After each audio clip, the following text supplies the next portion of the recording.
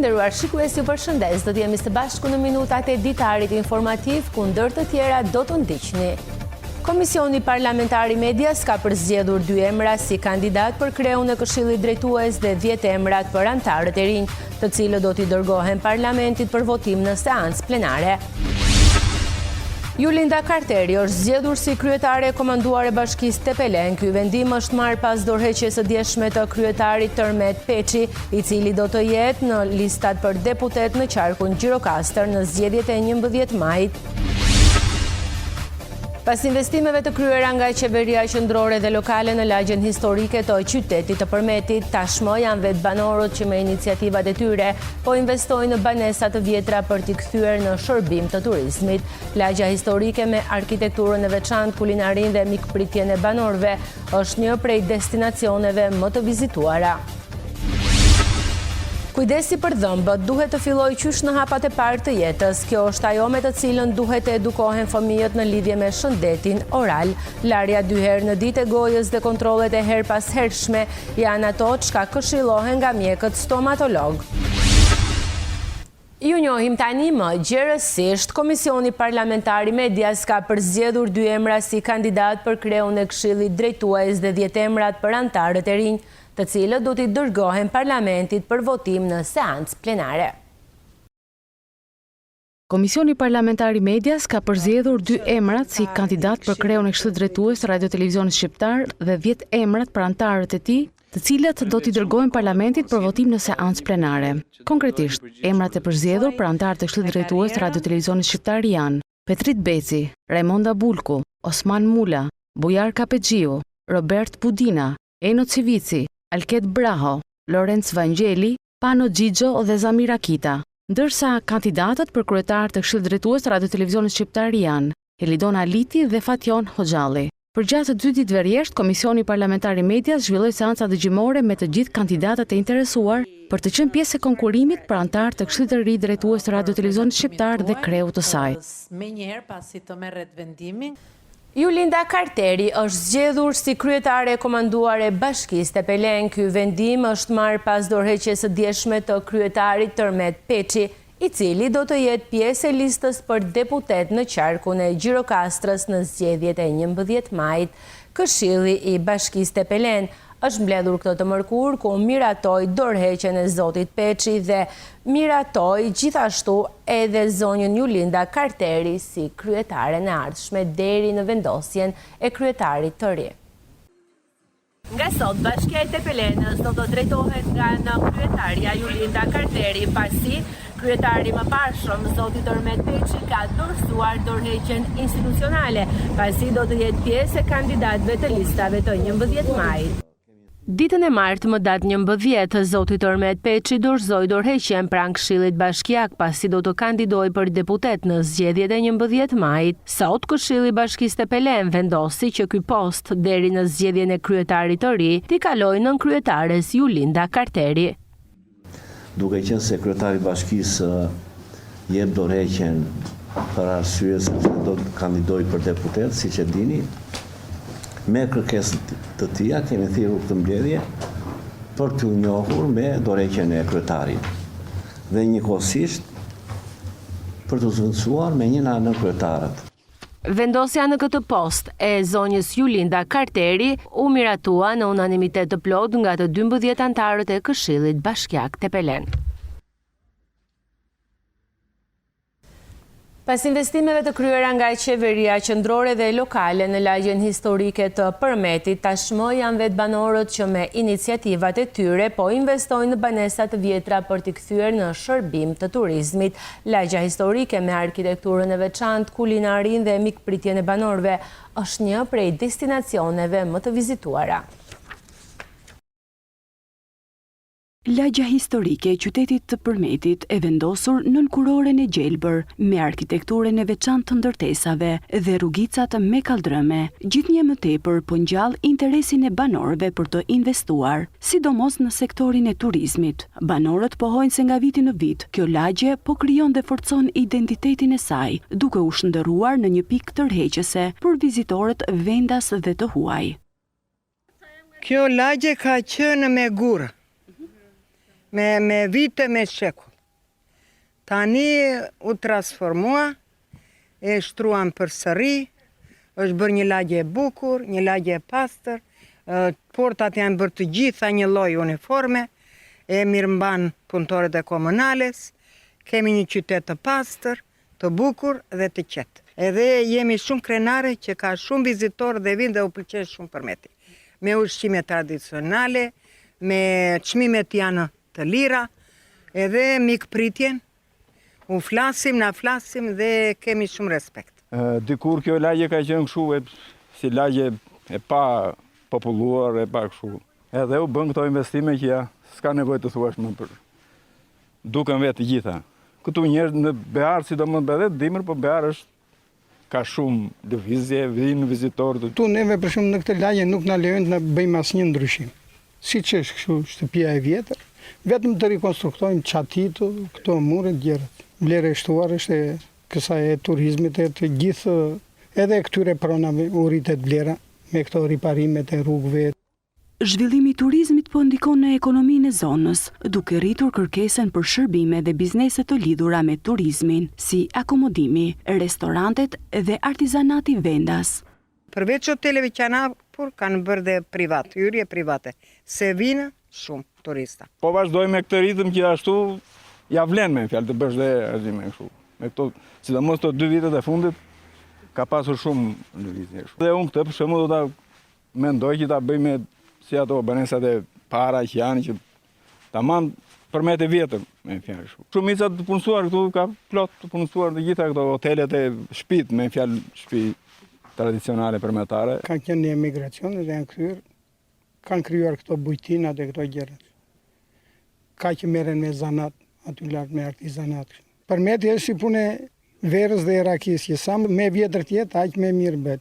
Edhe këto lagjet e vjetra muzej që kanë dhënë, që po rinë kështu, po riparojnë, po rregullojnë, aq më mirë do ndikojnë në çështjen e turizmit. Njëkohësisht, investimet qeveritare, lokale dhe të vetë banorëve po kontribojnë në ruajtjen e traditave arkitekturore, gjithashtu edhe në pasurimin e kulturës lokale, duke ofruar një përvojë autentike për ata që vizitojnë këtë qytet. Kujdesi për dhëmbët duhet të fillojë qysh në moshë të hershme, pra në hapat e parë të jetës. Kjo është ajo me të cilën duhet të edukohen fëmijët në lidhje me kujdesin oral. Larja 2 herë në ditë e gojës dhe kontrollet e her pas hershme janë ato çka këshillohen nga stomatologët.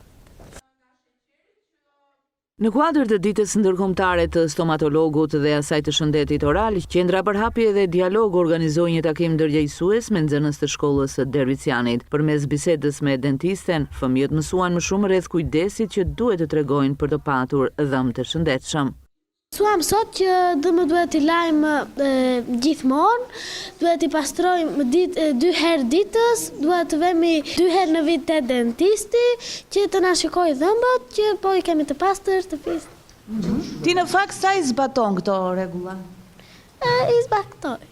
Gjëna e gojës ka rëndësi që dhëmbët mos na prishen, dhe në qoftë se ne nuk i mbajmë pastër, nuk i lajmë, nuk kujdesemi për to, atëherë ato na prishen, edhe duhet të shkojmë te dentisti që t'i ndreqim. Ndonjëherë nuk i laj 2 herë në ditë, i laj 1 herë, ndonjëherë i laj 2 herë.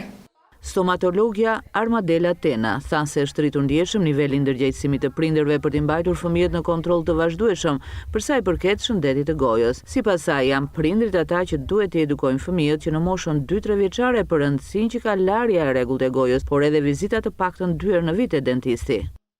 Shumë e rëndësishme që prindi të jetë informuar i pari, sepse ne nuk mund të presim që një fëmijë 2 ose 3 vjeç t'i thuhet ti nuk i lan dhëmbët. Kjo është e gabuar për mua, sepse prindi është ti ai që kujdesesh për fëmijën. Domethënë, prindi duhet të vihet në një pozitë që duhet t'ia shpjegojë ai fëmijës dhe të marrë ai gjithë informacionin e nevojshëm dhe t'i thotë që sa e kujdesshme është që të lahen dhëmbët, të pastrohen çdo mëngjes edhe çdo darkë. Duhet ta fusi në rutinë. Njësoj siç fut në rutinë ushqimet e ndryshme dhe i prezanton fëmijët me gjëra të ndryshme, ashtu duhet i prezantoj edhe me furçën, edhe me pastën, edhe me përdorimin e fillit. Të treja këto. Për të nxitur kujdesin ndaj dhëmbëve, Ministria e Shëndetësisë ka nisur të zbatojë në institucionet arsimore për grup moshën 6-14 vjeç programin e depistimit të shëndetit dhe kujdesit dentar. Bashkia Tepelen vion mbështetjen për familjet në nevojë nëpërmjet skemës së ndihmës ekonomike dhe fondeve të saj të posaçme. Aktualisht rreth 139 familje përfitojnë ndihmë ekonomike nga sistemi i pikëzimit, ndërsa nga fondi 6% i bashkisë janë mbështetur rreth 80 familje. Gjatë kësaj periude në skemat e ndihmës ekonomike në Bashkinë e Tepelenës po trajtohen rreth 139 familje në nevojë. Për ata që mbeten jashtë kësaj skeme, bashkia ka vënë në dispozicion fondet e saj për të mos i lënë pa mbështetje, duke i trajtuar aktualisht rreth 80 familje. Për nga vendimi i fundit i ardhur në Drejtoria e Shërbimit Social, numërojnë 139 familje që trajtojnë me ndihmë ekonomike. Në bazë të vendimit të ndihmës ekonomike është dhe fondi 6% i kushtuar, që për momentin janë 14 familje që trajtojnë në fondi 6% dhe në pjesa tjetër, në vetë fondet e bashkisë, trajtojnë rreth 80 familje. Familjet që trajtojnë në fondet e bashkisë janë familje që nuk i prek skema e pikëzimit, se me një antar me 2 antar është e vështirë që t'i prek skema. Për familjet që mbeten jashtë skemës së pikëzimit, kjo bashki për këtë vit ka vendosur një fond prej 24 milion lek të vjetra. Bashkia për ndihmën ekonomike, që kryetari i bashkisë ka prioritet të parë pjesën e ndihmës ekonomike, ka vënë një fond prej 24 milion lek të vjetra për vitin 2025 për të trajtuar familjet që ngelen jo të prekura nga skema e pikëzimit. Përmes këtij fondi synohet të sigurohet një mbështetje më e gjerë për familjet në vështirësi, duke i dhënë prioritet rasteve më emergjente dhe duke minimizuar efektet e përjashtimit nga skema kryesore e ndihmës ekonomike. Vasil Basho është një ish mësues i ciklit të ulët nga fshati Andon Poçi, i cili 18 vite të jetës së tij ka kushtuar mësuesisë. Ai sot është 84 vjeç dhe rrëfen historinë e tij në këtë profesion, i cili ka qenë sa i vështirë, por edhe i mbushur me emocione të bukura. Ka kaluar një jetë plot sfida dhe përpjekje për arsimin. Ky është ish mësuesi Vasil Basho nga fshati Andon Poçi, i cili e ka filluar këtë profesion në moshën 20 vjeçare pas përfundimit të shkollës pedagogjike në të cilën fitoi bursë. Ai sot është plot 84 vjeç dhe na rrëfen historinë e tij si mësues. Në vitin 1950 u stabilizuam dhe erdhëm këtu. Nga 50 deri në 60 erdhë vëllëse, por përpara nuk ishte asnjë vllak në rrethën e Gjirokastrës. Edhe formojmë kooperativën këtu. Këtu doli fati që hapën dhe shkolla, se më përpara nuk kishu ku të vazhdojmë shkolla, po vazhdojmë sa për të mësuar, ose i jipim njëri me tjetrin. U hapë shkollat e para këtu, edhe që atëherë vazhdojmë shkollën. Ishte vetëm në fillim ishim 18 vita, që kishim mbaruar shkollën e klasën e 4. Edhe 8 vjeçaren, do ta bënim në Erind, merrem me mend. Kalonim Karjanin, Kakozin, Gjatin dhe venim në Erind. Fëmijë 3 vjet. Me qëse kishim metje të madhe për arsimin, ishim yjet e shkollës. Mësuesi vjetër kujton me nostalgji vitet e mësuesisë dhe i krahason me kohën e sotme. Mësuesat që dilin atëherë ishin shumë të mirë, jo nuk se për këta tani, po në zakon në 90-ën, s'po bëshim si fare këtu. Ose, kur vinte mirë vesh se do vinte inspektimi, ne nuk na zinte gjumi me ditë të tëra, na drishe legjë e këmbëve. Që unë them që mësueku në atëhershme ishte shumë e mirë.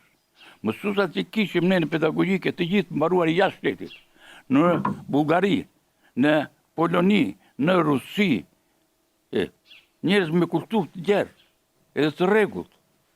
Pas kaq vitesh ish mësuesi i vjetër thot se edhe pse me një jetë plot sakrifica, për shkak të profesionit të tij, po t'i jepej mundësia, nuk do ta ndryshonte kur profesioni që ka zgjedhur, sepse arsimi ishte dhe mbeti pasioni i tij. Pas deklaratave të kryeministrit Edi Rama, pak ditë më parë për mbylljen e platformës TikTok, ka reaguar edhe autoriteti i komunikimeve elektronike dhe postare me anë të një emaili dërguar subjekteve ofruese të shërbimit të internetit. AKEP kërkon bllokimin e aksesit në TikTok deri në 13 mars. Autoriteti i komunikimeve elektronike dhe postare ka kërkuar zyrtarisht mbylljen e aksesit në TikTok në Shqipëri. Në një email të dërguar të gjitha subjekteve ofruese të shërbimeve të internetit, AKEP ka kërkuar që të bllokojnë aksesin në TikTok deri më 13 mars. Ditë më parë, kryeministri Rama ka njoftuar se TikTok do të qëndrojë mbyllur për 12 muaj derisa kompania të paraqesë një plan të qartë për të luftuar dhe larguar materialet e dëmshme dhe të rrezikshme që shpërndahen në platformë, veçanërisht ato që ndikojnë tek brezat e rinj.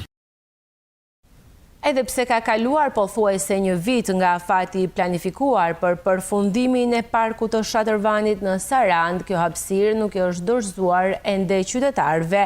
Ata presin që t'i shkohet në fund të investimit, pra pa lënë punët për gjysmë dhe ky park të ofrojë hapësira më cilësore për çlodhje dhe kreativitet si investim i vitit 2024. Parku i Shatërvanit, i ndodhur në zemër të qytetit të Sarandës, u përfshi kohë më parë në projektin e përmirësimit të integruar urban turistik të qytetit, një projekt me zhvillues Fondin Shqiptar të Zhvillimit dhe me financim të Bankës Botërore. Referuar tabelës afishuar në territorin e parkut, pa afron të bëhet gati një vit nga afati i shpallur për përfundimin e punimeve për këtë investim. Megjithatë, siç shihet edhe nga pamjet e marra disa ditë më parë, diku shihen ende pamje kantierit, diku lodra të gjymtuara dhe Shatërvani digjital, që nuk është parë të vihet në punë. Më të shumtë të qytetarëve që pyetëm, me që janë edhe përdorues të kësaj hapësire, e cila pritej të ishte çlodhëse dhe kreative, sidomos për fëmijët e të moshuarit, u shprehën se ky park ishte më mirë përpara se të investohej se sa tani. Ishte shumë bukur Shatërvani ku futeshe, shikoje diçka që të pëlqente. Sidomos moshat tona, ku shohin diçka të mirë, kënaqen. Tani e bën me pllaka, se çka kuptimi ka kjo?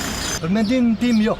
Do mos me të stollat një, neve moshën e tretë nga kalen, për i brep, që shumë të mira, edhe të druri, edhe me mështeti. Ullë që atje dhe mështeti. Neve srimbër, ja unë dhe ullëm aty, më shumë që 5 minuta më krybër. Duhet të ketë kontrole, duhet të ketë më shumë mirëmbajtje, lodra më shumë duhet të ketë. Këto dikur janë bërë dhe kanë qenë shumë të mira, shumë të rregullta. Tani polici nuk do na arrijë nga mbrapa neve siç bëjmë ne këtu, duhet jemi vetë të ndërgjegjshëm, të ndërgjegjshojmë ne vetë, pastaj të kërkojmë nga tjetri.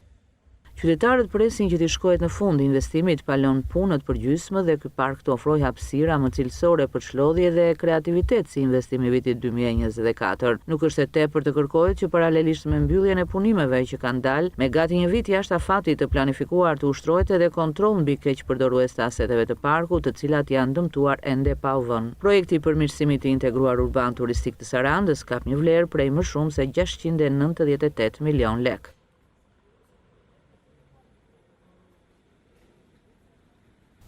Të nderuar shikues, ishit në minutat e ditarit informativ. Ju faleminderit për vëmendjen, shikim të këndshëm të programeve në vazhdim.